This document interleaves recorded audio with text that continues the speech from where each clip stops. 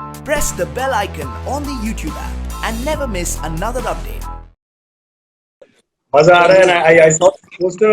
I saw the poster on your Insta feed. I saw the poster. And एक बात बताओ मुझे, ये I might be wrong, I might be right, but I heard कि there was some casting thing going on and somebody had messaged you कि आपके TV का experience जितना भी रहे वो काम नहीं आएगा. So is it true that despite working for so many years, despite having a plethora of fans going behind yourself, a casting director tells you कि TV का experience काम नहीं आला? So how did that motivate you? Because I'm pretty sure that's a big reason behind this, right? सुबह मैं इस चीज को कोई मुद्दा नहीं बनाना चाहता, बट क्या है ना कि ऐसा मतलब वो शायद क्या होता है, मैंने बोला कुछ और बात कुछ बन जाता है. We can see you. तो क्या हुआ इसमें क्या हुआ सुबह कि एक आइडिया था, कॉन्सेप्ट था जो 1.5-2 साल से था मेरे पास. Yeah. There was something happening around us. मेरे दोस्त लोग हैं जिनके साथ वो चीज हो रही थी, तो मैं उस मुद्दे के बारे में कुछ करना चाहता था. ऑनेस्टली मैं कुछ मेरा पॉइंट ऑफ व्यू रखना चाहता था. जी. तो वो जहन में कहीं जिक्र था. तो लॉकडाउन हुआ तो सडनली ना जो 1.5 साल पहले का थॉट था वो चीजें आसपास होने लग गई. हमारी सोसाइटी में, मीडिया में, हमारे आसपास. तो वो मुद्दा बहुत गर्म हो गया और मुझे फिर से वो फ्रस्ट्रेशन फील हुई for whatever reasons. So then I thought कि यार मैं लिखूंगा इस पे और मैं कुछ तो बनाऊंगा यार. जो मैं बताना चाह रहा हूँ, मैं बताना चाहता हूँ कि भैया ऐसा नहीं, ऐसा भी होता है. दो नजरिए होते हैं. अपने दिमाग को खुला रखिए, हर किसी को एक तरह से जज मत कीजिए. तो मैंने लिखी कहानी. तो कहानी लिखने के बाद मेरे को रियलाइज हुआ कि यार भैया कहानी को डायरेक्ट कौन करेगा, कैमरा कहाँ से आएगा, प्रोफेशनल कैमरा ही नहीं है मेरे पास. फिर मेरे पास कोई डीओपी नहीं है, क्रू नहीं है, आर्ट डायरेक्टर नहीं है, लोकेशन नहीं है. तो मैंने कहा छोड़ो, रहने देते हैं. लॉकडाउन खत्म होगा तो then I will work on it. I have time.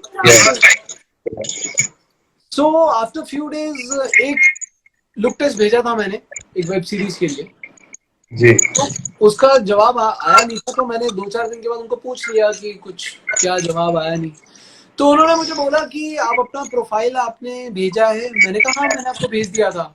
तो उनका कहना था कि यार वो I am sorry but TV का प्रोफाइल के अलावा कोई सिनेमा का या वेब का कोई प्रोफाइल है तो आप फॉरवर्ड कर दो, it will help in you know. तो उस नजरिए से उन्होंने बोला होगा कि भैया तुम ये वाला भेज दोगे मुझे, विच इज फेयर इनफ. क्योंकि हर प्रोजेक्ट की एक रिक्वायरमेंट होती है. ऐसा नहीं है कि कई रिक्वायरमेंट्स में ये होता है कि आपने फिल्म नहीं की होनी चाहिए, फ्रेश फेस होना चाहिए. कहीं में होता है ऐड नहीं की होनी चाहिए. जैसे हम एड्स का ऑडिशन देते हैं, बोलते हैं कि आपने कोई कॉम्पिटिटिव ब्रांड तो नहीं किया. तो उन्होंने भी वैसे बोल दिया कि आपने टीवी का एक्सपीरियंस शायद काउंट नहीं होगा, तो सिनेमा और वेब का कुछ है तो बताइए. तो मेरे पास खैर मैंने उस बारे में ज्यादा बात हुई नहीं फिर ऑब्वियसली. तो मेरे को लगा यार, मेरे को लगता है कि काम तो काम ही होता है. तो टीवी में भी काम तो किया है. ऐसा तो है नहीं कि एक्टिंग के बिना ही खड़े हो जाते हैं, सब कुछ हो जाता है. तो फिर मुझे लगा कि ये जो मैं सब्जेक्ट सोच रहा हूँ तो मैं ही कुछ क्यों नहीं बनाता हूँ. What am I waiting for. क्या हो जाएगा, I will make a small film. I will make a कम लोगों को पसंद आएगी, बजट कम होगा, लाइटिंग नहीं होगी ढंग से, कैमरा आईफोन यूज किया है, कुछ तो करूंगा. तो I thought I will do it. मैंने अपने पूरे घर का फर्नीचर उठा के बाहर करना शुरू कर दिया.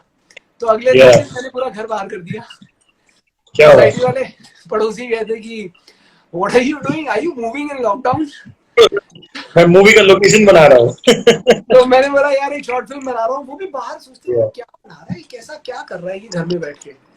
तो नेहा ने बहुत हेल्प की, डेफिनेटली वाइफ है. अब हेल्प तो बेचारी को करनी पड़ेगी मेरी, चाहे खुशी से या मजबूरी में.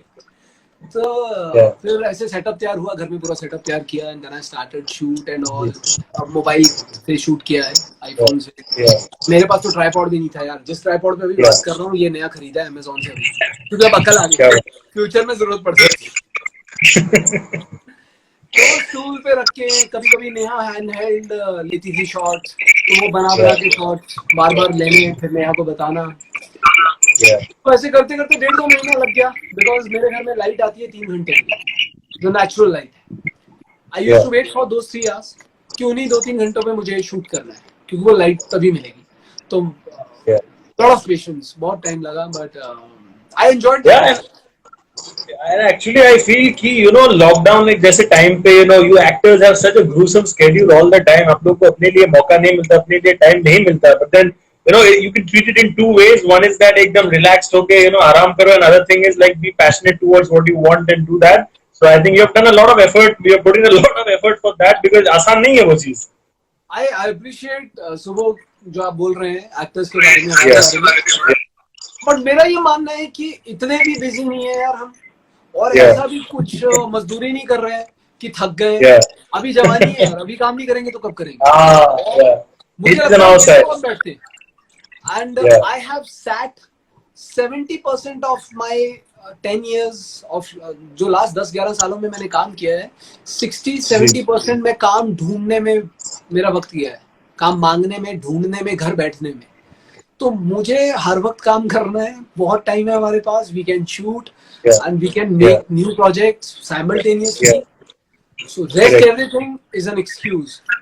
कितना टाइम है यार सबके पास? आप लोग भी मेहनत कर रहे हो, दिन रात करते हो।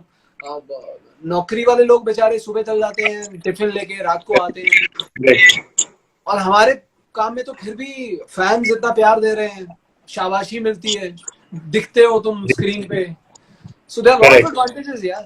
So and this is the time to work, not to sit at home. And, Absolutely, God is kind, and you are being kind to yourself. That's all that matters.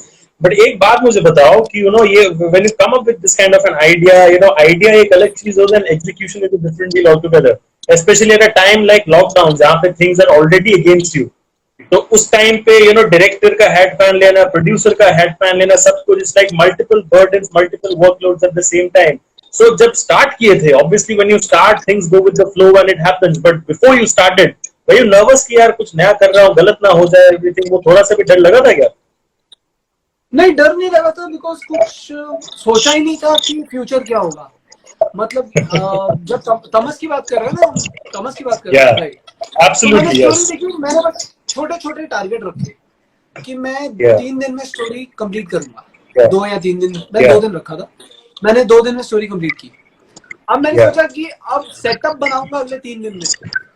मैं सोचता ही नहीं था कि सेटअप के बाद का काम कैसे होगा। तो अब जब सेटअप बन गया, तो फिर मैंने सोचा कि मैं शूटिंग इतने दिन अपना वाला पोर्शन करूंगा, कर लिया। अब जब वो हो गया, फिर मैंने सोचा अब लड़की लाऊंगा, तो फिर मैंने उस पर काम किया। फिर मैंने बाकी का सूरज थापर जी, रिधिमा तिवारी जी, वैष्णवी मैकडोनल्ड जी, आदिल मोहम्मद, सब एक्टर्स जो हैं, तो सबको एक-एक, I took every step as it came to me.